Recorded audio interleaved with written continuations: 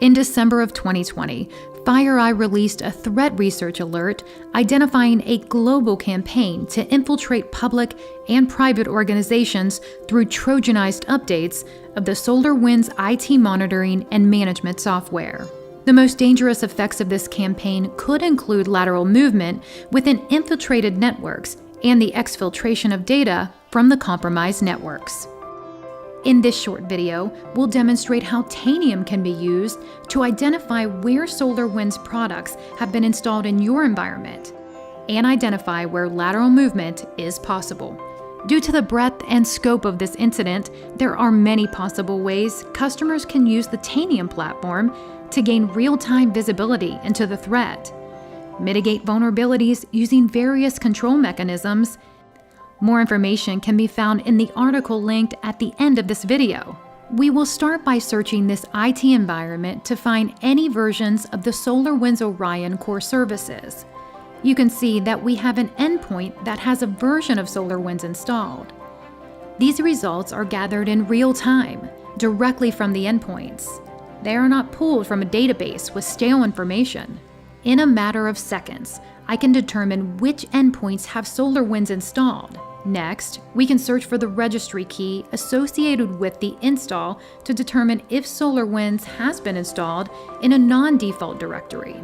In order to identify the endpoints in our results, we can select the drill down option and ask a question about them.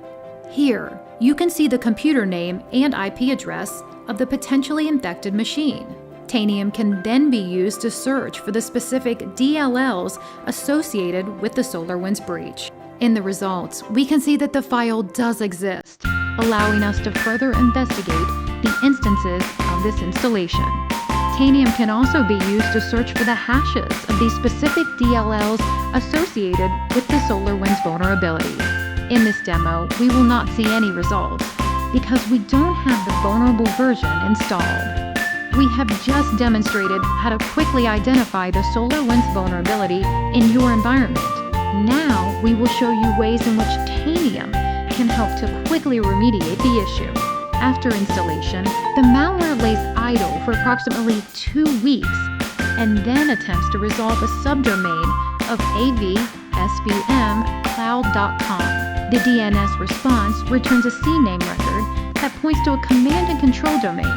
Tanium Threat Response has the ability to monitor DNS queries made by endpoints.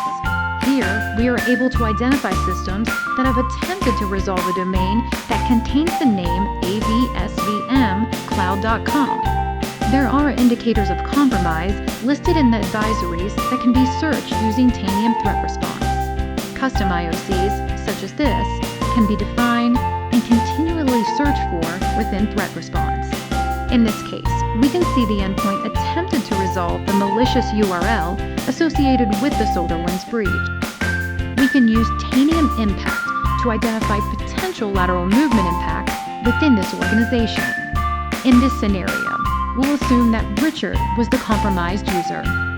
In Impact, we can instantly see Richard's outbound impact, which are endpoints or users an attacker could laterally move to from Richard's account.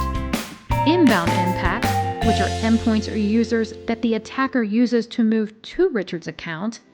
And finally, Richard's open sessions, which are open sessions with the endpoints shown down here.